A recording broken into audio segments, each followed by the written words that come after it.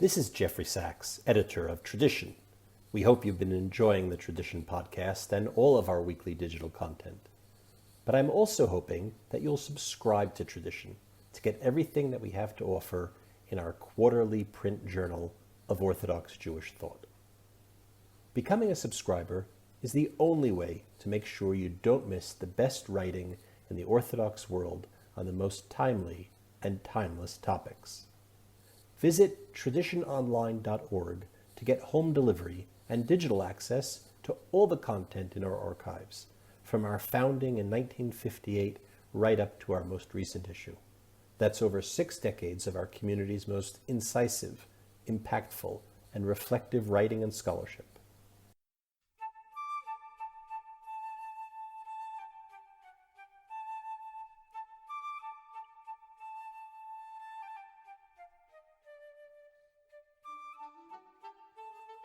In Tradition's most recent fall issue, we published a wide-ranging review essay authored by Professor Jeffrey Woolf. The essay surveys the scope and significance of the writings of Rabbi Professor Isadore Yitzhak Twersky, Zichrono Livracha, which were recently collected and published in Hebrew as ha-Mitgabar, edited by Professor Carmi Horowitz and published by Merkaz Zalman Shazar. Visit traditiononline.org for open access to that review essay. Rabbi Twersky, who passed away in 1997, was a Hasidic Rebbe heading the Talne Shtibel and university professor at Harvard, where he was an internationally recognized authority on rabbinic literature and Jewish philosophy, recognized especially for his scholarship on Maimonides. But for those who knew him, especially his Hasidim and graduate students, and those who could lay claim to both titles, Rabbi Twersky was really so much more than these lines from his CV. We thought it would be interesting to put Professors Woolf and Horowitz together for a conversation. As you'll hear, they discussed a wide range of subjects. Why translate Professor Twersky's English articles for an Israeli audience? What was his unique contribution to Jewish studies? Why did he emphasize the interaction of spirituality and halakha? Did his various identities come together somehow? And what's the long-range import of his work and scholarship? Carmi Horowitz has taught at Ben-Gurion University and Bar Ilan University, served as rector of the Touro Graduate School of Jewish Studies in Jerusalem and of Lander Institute, as president of the Givat Washington Teachers College, and as head of the Michlala Yerushalayim graduate program in Jewish thought.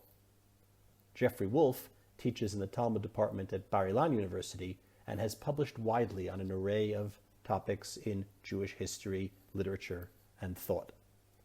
Both Professors Horowitz and Woolf completed their doctorates with Professor Twersky at Harvard. Here's their Professor conversation. Twersky used to start, let's start medias in res. And let me ask you a question. When you started the project, how did the project come about? And what did you hope to achieve by translating all of Professor Twersky's writings into Hebrew? And what was the who's your target audience? Okay. Well, first, just for the listeners, we should clarify that we're talking about a new collection of Professor Twersky's major articles, some of which were originally written in English, some of which were originally written in Hebrew.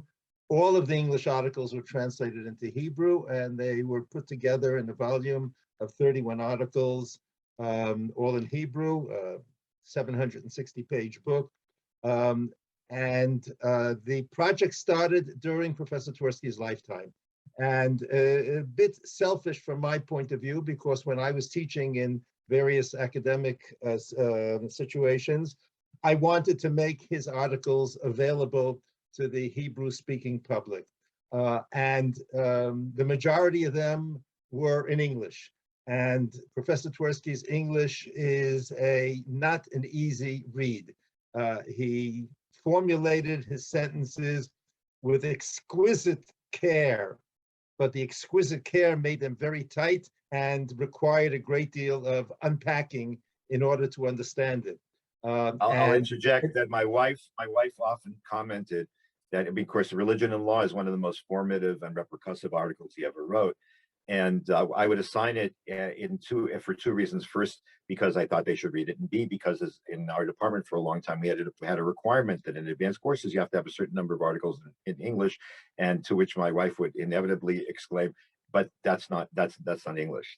That's not English that they're going to understand. For which 10 units of English on the Israeli comprehensives are not going to get you there." I will complement that with another story.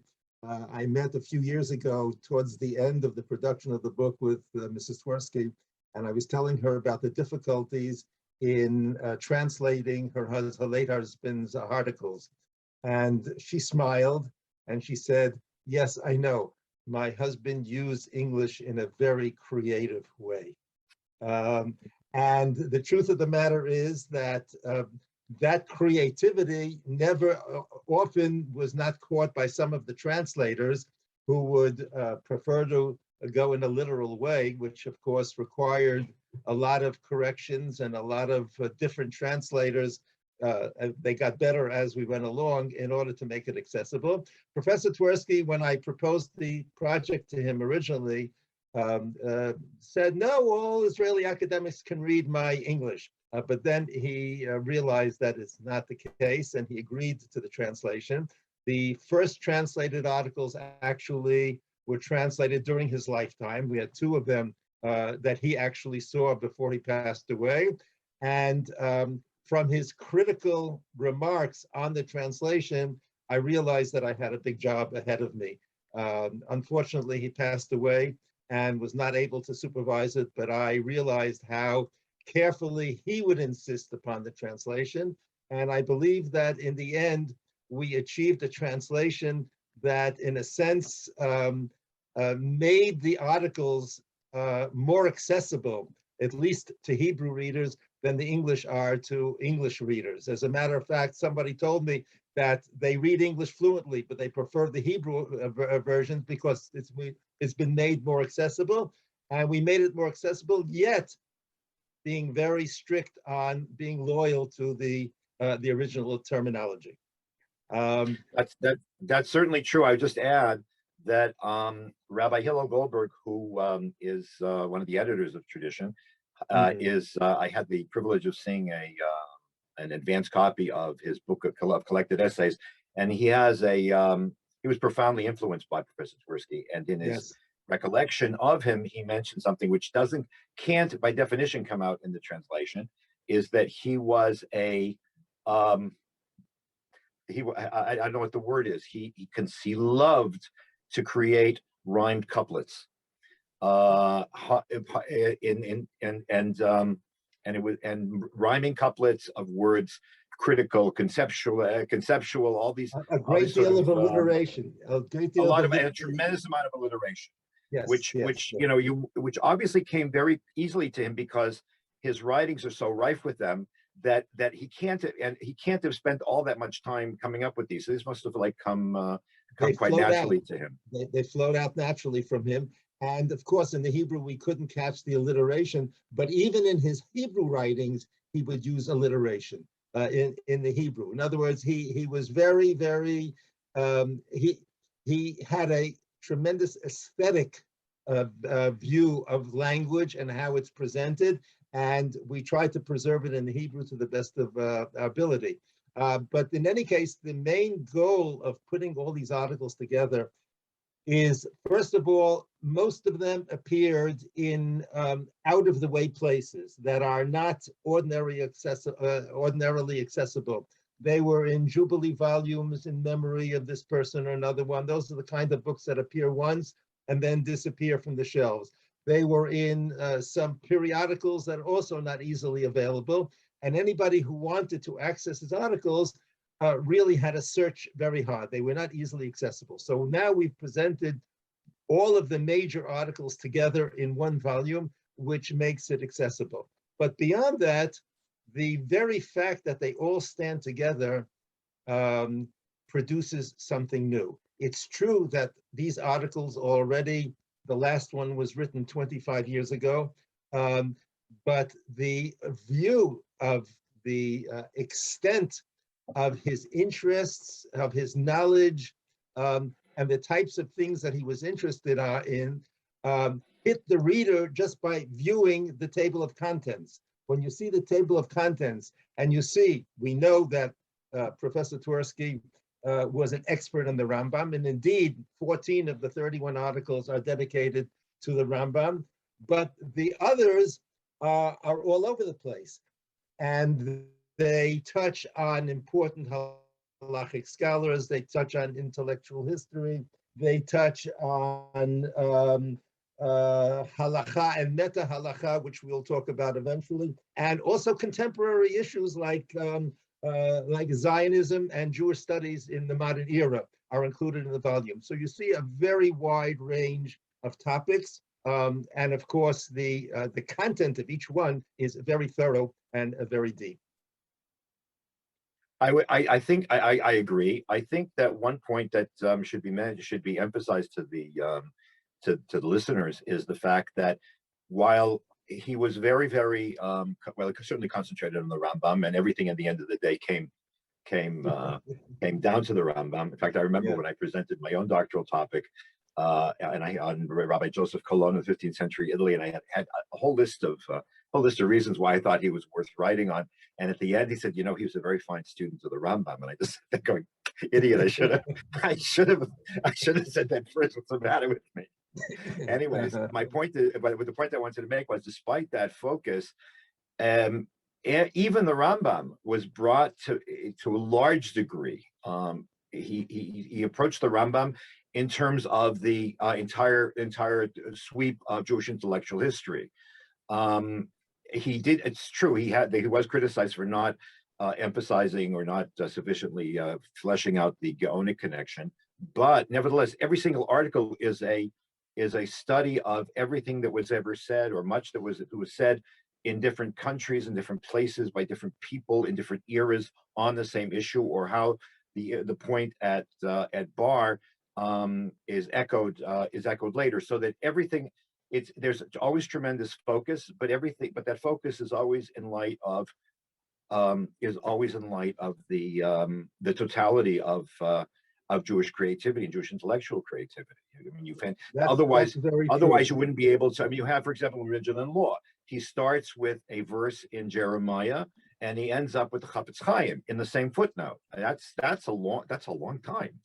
And many of the studies are like that. I mean, I remember as a student, again, we had this meeting of all the graduate students, and we asked him, what are you supposed to know? And he just looked at us and said, everything. Which is daunting, I have to say. My time also, I remember a similar statement. Yes, very much so. But here I think that we should emphasize that the Rambam was symbolic of Professor Twersky's commitment to the centrality of halakha in all of Jewish history. I think This is one element that he repeatedly emphasized, and he was amazingly successful in putting the academic study of halakha per se, onto the agenda, to the extent that when we had a conference on the book a few months ago, most of the speakers recognized his contribution to encouraging study of halakha as part of the flow of Jewish history. But Professor Twersky's approach, his own approach to the study of halakha, was a very broad, as you said to Jeffrey, was a very broad conception. In other words, it was not a history of the halachic decisions of the poskei halakha, of those who decide, of the decisors of halakha, but he saw halakha in its broader cultural terms, and his book, the introduction to the Mishnah Torah, I think represents that, because he didn't deal with the Rambam's specific decisions. He dealt with literary, historical aspects of the Mishnah Torah, and he places the Mishnah Torah and its study in the context, in the broad context of the study of the humanities. And he brings an amazing amount of insight from the area of humanities in understanding what the Rambam is doing in terms of the way he organized the Mishnah Torah, in terms of the themes in Mishnah Torah, in terms of its comprehensiveness, in terms of the relationship to halakha and meta halakha. And all of a sudden, Mishnah Torah, which is thought of as a halachic book, becomes a volume of amazing breadth in his hands. Let me ask a question. In light of that, what emerges is a picture of the Mishnah Torah as I'll use one of his favorite words, topos, as an example of the totality of Jewish religiosity through deed and through emotion and through intellection and so on. What's interesting in that regard is the fact that you can look at it. I don't know if he thought about it this way, and maybe you can enlighten us. Yeah. That there is an implicit, or at least I see it as an implicit response to the continual criticism of Rabbinic Judaism by everything from Christians to Reform, all the way up to Reform Judaism, which saw halakha as an impediment to spirituality, as something which is dry and something which is fossilized. And here he presents halakha as something which is a vehicle for the only vehicle actually for the effective channeling and expression of one's relationship with God. I'm nervous about the word spirituality. One's relationship with God, and a guarantor of persistency in avodas Hashem, in the worship of God, as opposed to a purely subjectivist kind of approach, which can be, first of all, only occasional in the sense of maybe, as the spirit moves me, and second of all, totally undisciplined and hence liable to easily lose its integrity. Do you think he had that in mind when he decided to focus on this, or just my imagination? Not only did he have it in his mind, I think it became a central element in all of his studies.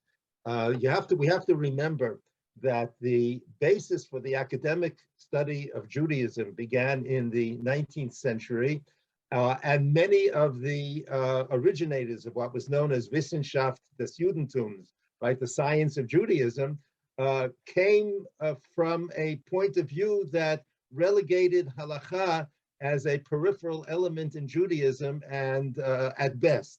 And Professor Twersky built upon the knowledge and the research that was achieved in the Wissenschaft des Judentums, but he was determined to bring it, to take it in another direction. And what Professor Twersky does again and again, he shows that in his terms, there is halakha and there is meta halakha.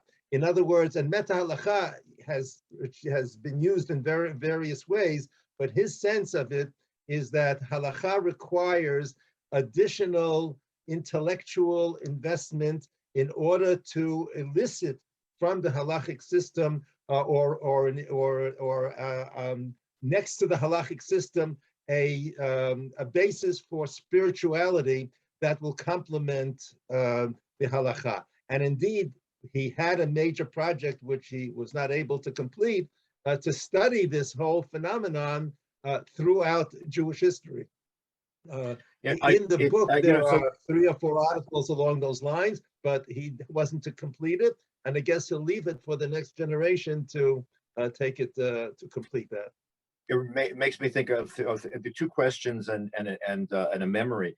I recall that I had one of the things that he had us do while we were at Harvard was to make sure that we, what did he call it, take advantage of the riches at Harvard, which most of the time meant sitting in Widener Library and reading, but much of it was also to come to know other members of the faculty with whom he had good relations and with whom who could enrich our own studies. So I spent a year, I think one of the most memorable years of my life, studying privately. It was almost a tutorial with Professor Charles Constable, who recently passed away. I think he was almost 100.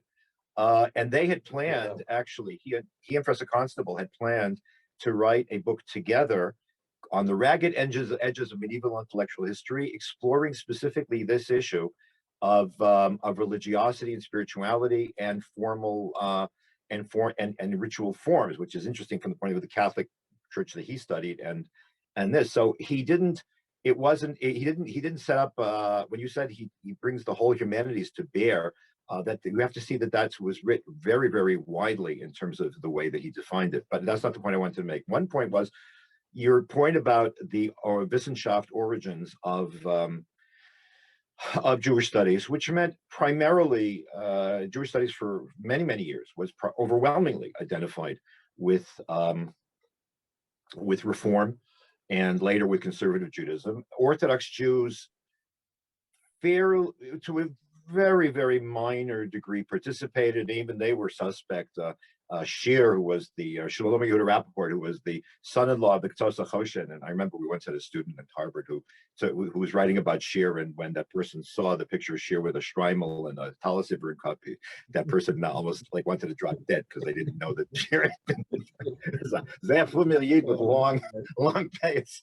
Anyways, but he was the exception, and he was sort of taken with. I remember in yeshiva somebody telling me that he was the Ketzos' son-in-law, and he wrote the I think it was the index to the Yavnei Miluim, but everybody knows that the Yavnei Miluim is not as good as Ketzos HaChoshen. Kilu, that's the reason, because Shir wasn't as great a Talmid Chacham. But the point is, I wonder if this is if one of the things that Professor Twersky achieved more broadly was to make career in Jewish studies possible for a person who was for the Orthodox. For somebody who was Orthodox. Absolutely. I think that he was very concerned with his students and helping them and seeing them that they would continue in academia. And I think many of the students have continued and have perpetuated his idea. But I want to go back to one point because it connects to a story that just happened to me recently in terms of the image of the Rambam as a halachic scholar.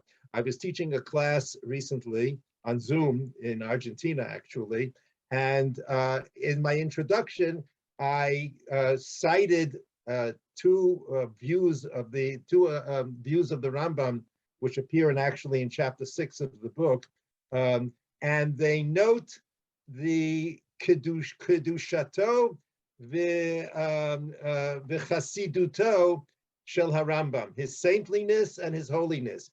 And one of the students, this is a group of rabbis actually in South America that I was teaching to it, and he almost jumped from his seat. I mean, he was in Zoom, but he almost jumped from his seat and said, "Where do we see the Rambam's saintliness and the Rambam's holiness?" And actually, I would say that almost the whole section of the book, the second section where we see the themes that Professor Twersky picked up in Maimonides' writings, in which he emphasizes the elements of spirituality in the Rambam, whether it be in saintliness, whether it be in the areas of charity, whether it, and I would like just to cite one sentence in of the Rambam, just a second, in Hilchot Matnot Aniyim, in the laws that deal with charity, and the Rambam there deals with the case in which a person asks for charity from somebody and he doesn't have any money. So the Rambam says that he has to be very sensitive to this person and encourage him. And then he says, "V'oy lemi shehichlim et ani oilo." In other words, the Rambam reacts so viscerally about the importance that one has to have sensitivity to the needs of the poor people. And I was told that Reb Chaim Brisk once related to this double oi in the Rambam. In other words, the extreme sensitivity that a person must have towards poor people. And this is just one very small example of the Rambam's extreme ethical sensitivity that runs through the entire Mishnah Torah.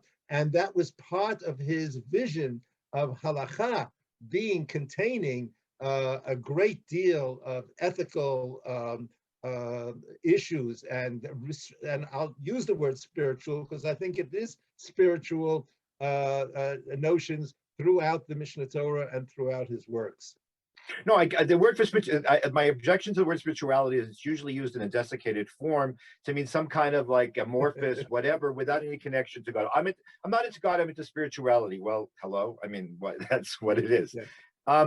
You're mentioning Reb Chaim, and we'll get to about a halakha in a minute. But you're mentioning Reb Chaim it raises the obvious question. I think that I don't know if our readers are aware of this. I mean, I'm assuming that our listeners are aware of the fact that Professor Twersky wore a triple crown. He was a scion of the Talne dynasty, and the Rav Zatzal called his father the saint, the epitome of the saint's teacher, and we both had the schus of I knew him after the stroke. You probably knew him before the stroke. But my recollections of the Talne Rebbe, his father, of those eyes that could pierce you, like just even when you could see his sanctity, the personality of the man, even though he was not able to speak. He was also the premier student of one of the the only major figures in Jewish studies in America at the time. Was Harry Wolfson was his student or teacher, and the other one was Salo Baron, who at the time was at Columbia.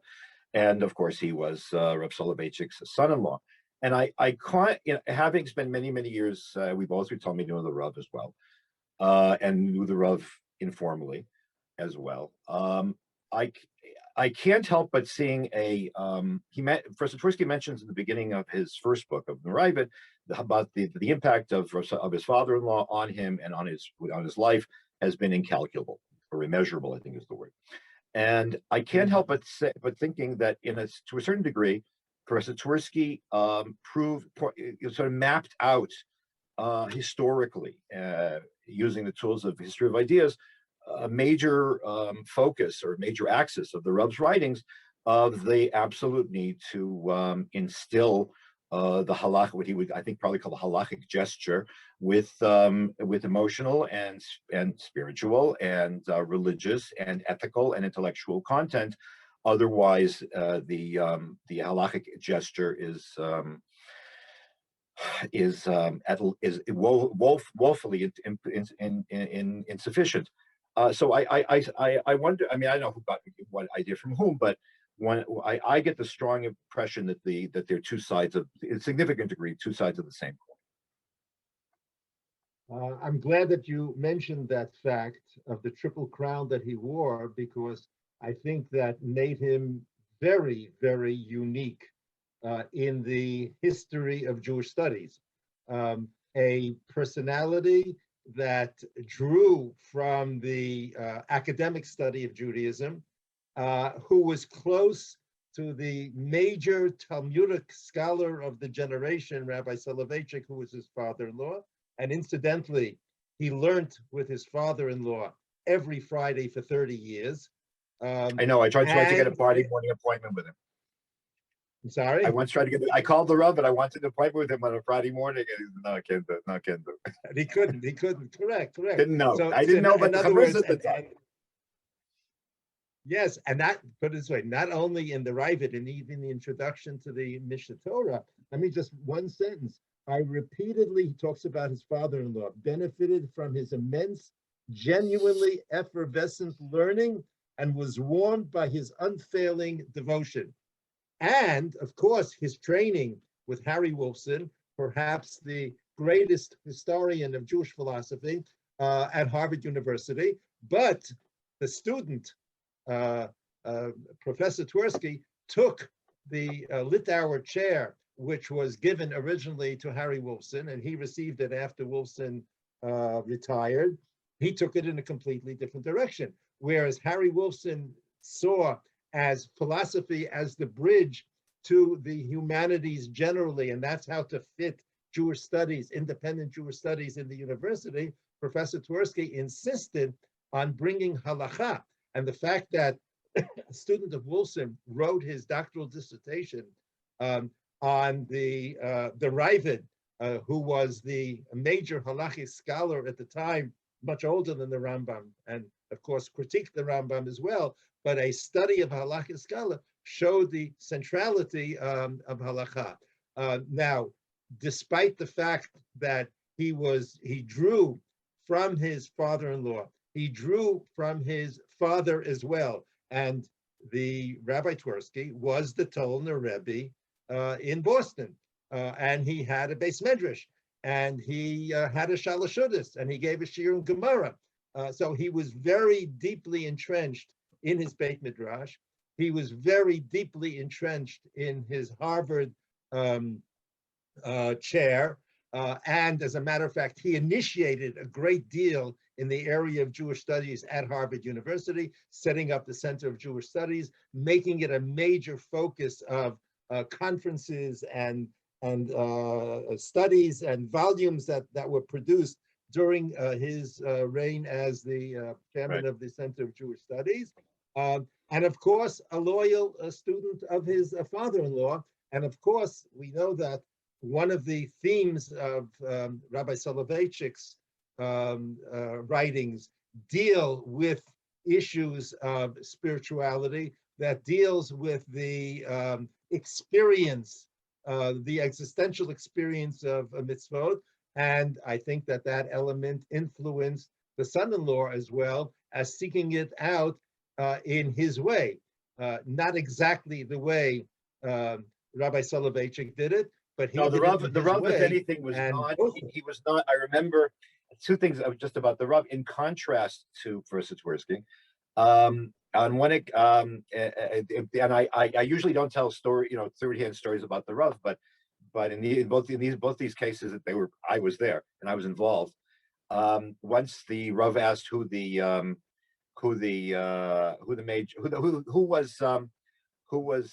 Rabbi Yehuda, when did Rabbi Gershom live? So I said he was a student of Rabbi Leon Ten, which is historically correct. And the Rav said, no, Charlemagne.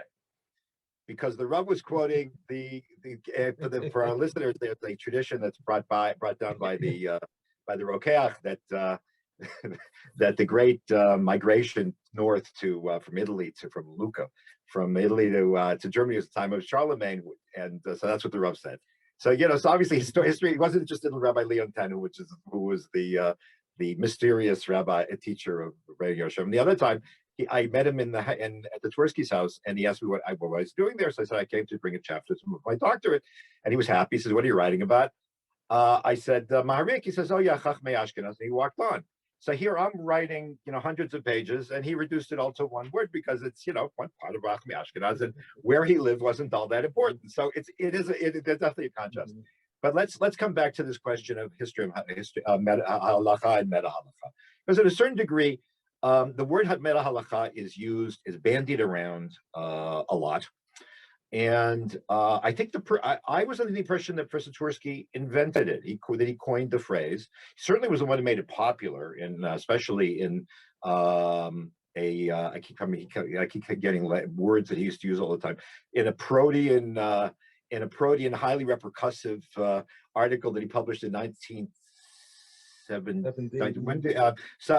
Non-halachic themes in the Mishnah Torah. Was it 71, 72? No, halachic was 60, 69, 68. Yeah. Anyways, it was late 60s. Anyways, how would you define what he was trying to point out there? I mean, some of it we've touched on. And how do you think he defined, what's your impression of how he defined the word meta halakha? Okay, so actually, what isn't meta halakha?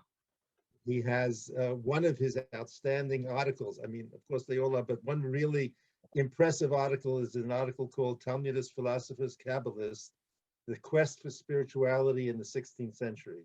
And there actually he deals with the definition of meta halakha. And basically what he's trying to say here is that beyond the study of halakha, halachic scholars realize the need for something to complement the halakha, not to take its place, but something that in a sense is, on the one hand, is beyond halakha. As a matter of fact, let me use his own words. the importance of study and the concomitant relation between cognitive effort, however directed, and the attainment of spirituality, however defined, study as an indispensable prerequisite and catalyst. In other words, that there are areas which halakha tells you what to do, but what about the experience, the living of halakha? And that's what he pointed out, that there are many, what he called meta-halachic disciplines. In other words, many disciplines from which one can derive principles and ideas which will help develop this experiential element of the halakha, such as philosophy and such as Kabbalah. Not limited to them, but those are two major examples of disciplines which we see throughout history accompanied halachic scholars through the generations. So I'd like to sharpen that a little bit and just point out a couple of things. That and just let me also try to crystallize what you said. That means, and this was a major point, that spirituality, or the development of the non-legal aspects of Jewish religious life, is always it's not a subjective. We're not talking about meditation. We're not talking about mantras. We're talking actually, it's always involved in some form of study. There's mind and heart always together that are meant to then expand the soul, expand the mind, and then be infused into the act of observance. So that's number one. The number two is the fact that the function of all of these disciplines is fundamentally interpretive, in the sense that they provide two things there were two fundamental components to the spiritual life. One is what I think Peter Berger would have called the Sacred Canopy. In other words, the religious context, the values, the ideals, the goals, the ideas of who is man and where is he going and what are our aims and what is all of Haba about, and so on and so forth. In other words, the things that envelop the world, that envelops you, fashions you, guides you almost intuitively at some point in one's religious quest, and also providing reasons that are connected to this Sacred Canopy of the mitzvot. In other words, that's why Talne mitzvot, the reason for commandments, it looms so large. First of all, in the classic 6th chapter of the book on Maimonides, but also all kinds of other places. And there were doctorates that he tried to have done that focused on people's systems of commandments. I don't think anybody got out of whether we were there for 4 years or in my case 15 years. They got out of Harvard without having sat through 4 or 5 weeks worth of plowing through the third chalik of the Mar Nevuchim, starting with chapter 26, sometimes 27, sometimes 26, and going through the Talmud Mitzvahs part. But I think that's important. I think that not just. I think it's important not just per se, but it also relates to the question of what constitutes meta halakha. One of the differences between the way people describe this is that the way that Professor Twersky defined meta halakha, these are disciplines which are critical for the successful negotiation and experience of Judaism, but they never impinge upon halakha per se. The autonomy of halakha is always preserved. I mean, some cases he shows in the Rambam, for example, his discussions of Hilchos Mezuzah, where it comes close, but he's talking there about customs and not about actual laws. He keeps the two spheres very, very separate to preserve the integrity of halacha. A position, by the way, which was endorsed independently by Professor Yaakov Katz, who was a very frequent flyer, frequent guest at Harvard over the years. Today, people use the word. Yeah, go ahead. What? Go ahead. No, you're making a very important point. So the second point is that the second half is that today the word I think he would say was misused, that meta halakha refers to values which can be brought to impinge upon the halachic process. And there, I think he would disagree with the use of, first of all, meta means outside, but let's or beyond. But they'll say, you know, okay, subjective things like equity and justice and stuff like that, which have roles in halakha, but in fact, in situ, never violate the bottom line of a psak.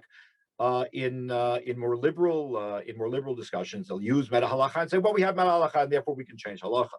That was not the sense in which the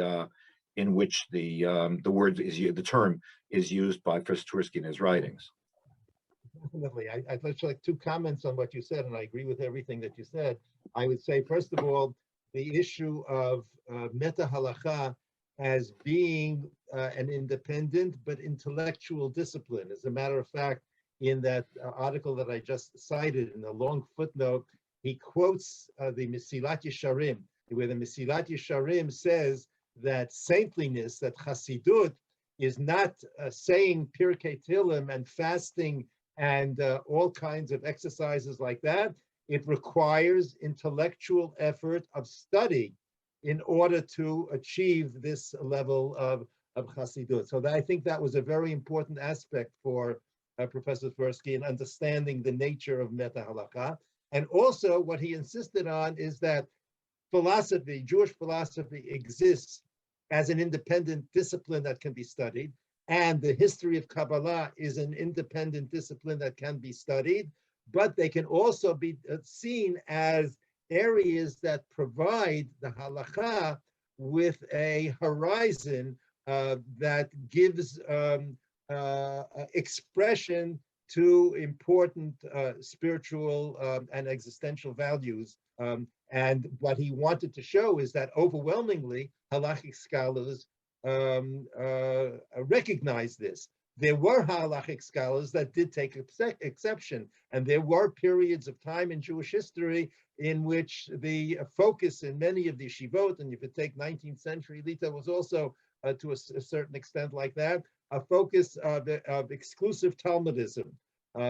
However, it was very rare that you find halachic scholars that rejected completely additional areas.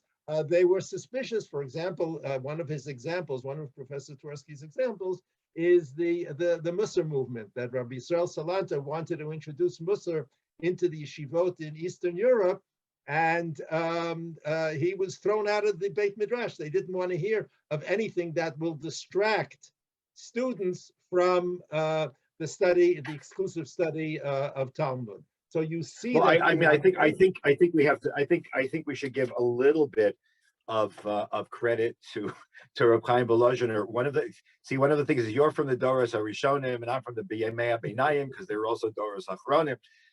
One of the seminars, we had the privilege of having a little seminar on it was called Rabbinic Texts, whatever he wanted to talk about. So one of the things we did was we studied the 4th Shar of the Nefesh HaChaim. And one of the points of the by Reb Chaim Volozhiner, it's his great manifesto, his attempt to try to create a counter, I guess, to the Tanya. That's the tradition in the Lithuanian yeshivas. Mm-hmm. But one of the things that he pointed out is the fact that that the assumption of Reb Chaim was that it's not that Talmudism or Talmudocentrism was bereft of spirituality. The idea was that Talmudocentric study, that Talmudism could provide by itself both elements, both the spiritual element and not. And then it's in that regard, I just want to make sure what number chapter it was. The first 3 chapters in the 4th Shar, he lays out the definition of Torah Lishma. And then in the 4th chapter, he stops for a minute and he says, doesn't mean you shouldn't have Yirah Shamayim. You should sit there and meditate for a few minutes and put yourself in the right frame of mind before you study. So Professor Twersky said 2 things, which I think are intriguing. And the truth is, for all these years, I've been meaning to check to see if Dr. Lamb picked it up in his book, Torah Lishma.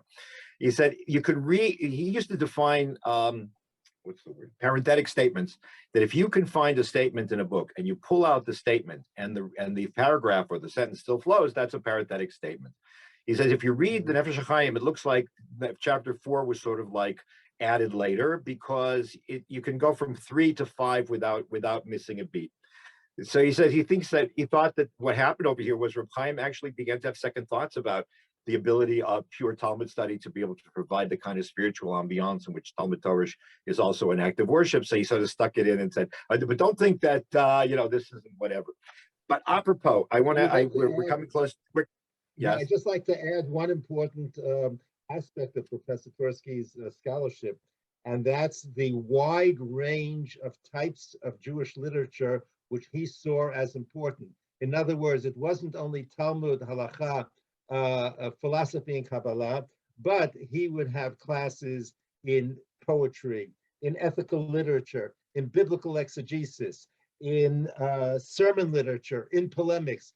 He saw the importance of Jewish culture across the board, and as a tool for the study of Jewish intellectual history, he claimed that some of these, quote, secondary works are perhaps of even greater importance. If you take, for example, the sermon literature, the drasha literature, where there we see how the ideas of the outstanding thinkers trickled down to the masses and got spread out. And that aspect— My mother had an expression, Jeden Darshan Darshan B'zich. Since I put in a plug for the Marik, so since you wrote about the Drashot Bibin Shuim, so okay, we're good. I'd like to close with just. I'd like to take a couple of minutes just to close with this.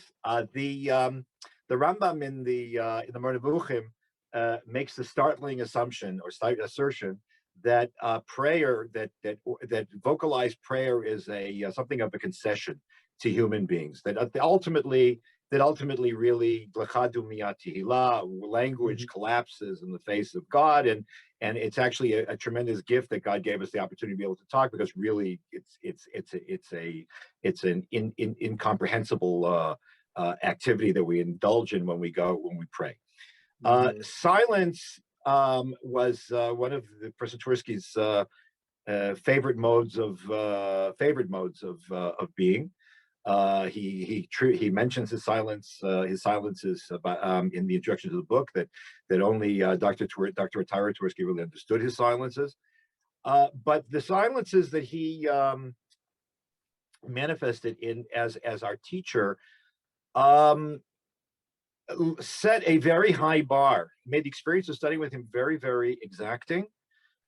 He had a incredibly high standard of expectation and of production and what we're supposed to produce.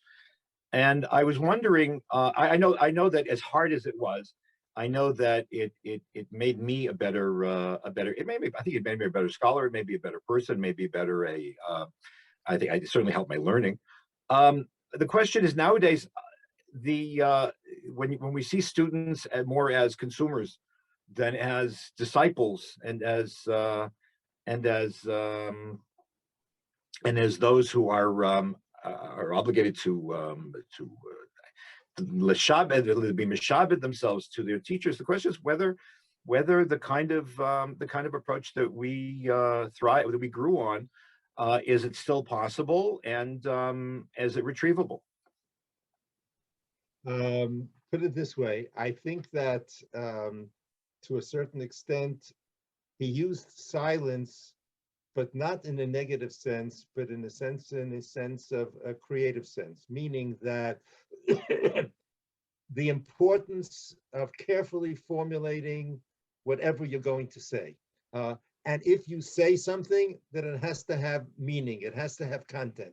In other words, and here he took 2 halachot in Hilchot Deot, and in one of his shiurim that he gave in memory of the Rav, which is going to be published later this year, he emphasized the Rambam's conception of silence, not only as not speaking, but as speaking, but with quality and with content, and not just saying something for the sake of saying something. And I think that's something that it was important to train others in that way, not just to talk and talk and talk with lack of precision and with lack of understanding. But when you say something, you should say something with precision, with understanding, with a basis for what Well, that's you're why he saying. liked that. And That's I why he think liked that that's letter of the message. Rambam. That's why he loved that letter of the Rambam, where the Rambam says, "You don't appreciate what I did here. You guys don't understand how much time I spent making sure." And the truth of the matter is that we all read that letter, but I was working on my proposal, I think, and I was in the library. In the back of the library was an exhibit on the occasion, I think it was the 800th anniversary, or 700th anniversary, 800th anniversary of the completion of the Mishnah Torah. And there were some fragments from the Geniza in which you could see the Rambam cried. There wasn't any tepex, and there wasn't that whiteout, and there wasn't any cut and paste, where the Rambam crosses out and writes over, and crosses out and write over, and you understand where this another point of a place where Professor Twersky identification with the Rambam was so. It was so intense and so real. Carmi, we could go on like this. I think in conclusion, I'd Yes. like just like maybe a concluding statement that we've dealt with various aspects of Professor Twersky. There are many more to be spelled out, but I think that his connection and his interest in Jewish education was a very important aspect of his life and his personality. As well as the centrality of Eretz Yisrael in his entire life, something which he had hoped to come and open up his own base medrash in Yerushalayim, but we were not zocha to it. Those are, I think, two elements that are also require expansion and discussion, not in this context, but those are also elements in his personality. Absolutely. I would also like to mention, though, the fact that I'm very grateful for to Rabbi Jeffrey Sachs, my friend and neighbor, for inviting me to write the review that appeared in this latest issue of Tradition. It gave me an opportunity to. It was very cathartic, I have to say. It was cathartic because there were a lot of things there that had been cooking in my head for a long time, that I wanted to say the proper way. I'm grateful to Carmi for putting out the book, and for both per se and also for bringing Professor Twersky's writings to a broader audience. And the context of doing this on Tradition is very, very important, because I wrote at the end of the essay, and I mean this. There is one of the things which, for the Tradition audience, the modern Orthodox audience in general, one of the things that Professor Twersky's writings provide, and here I really recommend you put what you have to do to really get a sense of him is to take ha-Mitgabar and put it together with Introduction to the Code of Maimonides and the Rabbinic, and put them as a trilogy, as it were. Is that by dichotomization of Jewish studies between Chol and Kodesh is not. Sometimes it's very important. It's very in place, but it's not necessary. There are ways in which we can expand the parameters of Torah to include disciplines and works and authors, which are generally not on the base matter shelf, and nevertheless enrich our lives as Jews and give us the tools to be able to deal with an ever-changing reality. And in that regard, Tradition is the obvious place for a discussion for the beginning, let's do it this way, a beginning of the discussion of Professor Twersky's oeuvre and of his contributions both to scholarship and to Torah and to the Jewish people, and to a vision of orthodoxy in a very, very challenging world. So we thank you for hosting. Thank you, Professor Carmi Horowitz, for joining me. Thank you, Rabbi Jeffrey Sachs, for hosting us. And I would like we're looking to Chagurim Sameach. I would like to thank you, Jeffrey, for an excellent review of the book and presenting it in such an intelligible way to the readers of Tradition. Thank you.